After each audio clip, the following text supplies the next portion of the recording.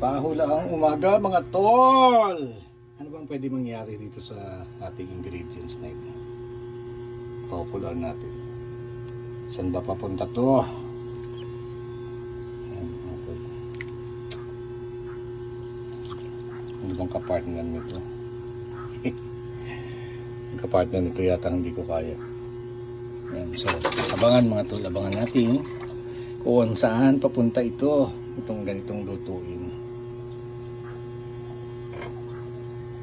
Part daw ito ng baboy.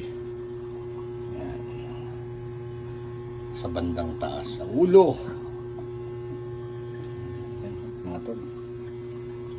Lagyan pa natin para ng tanglad. Ito yung tanglad. Tapos magigisa tayo.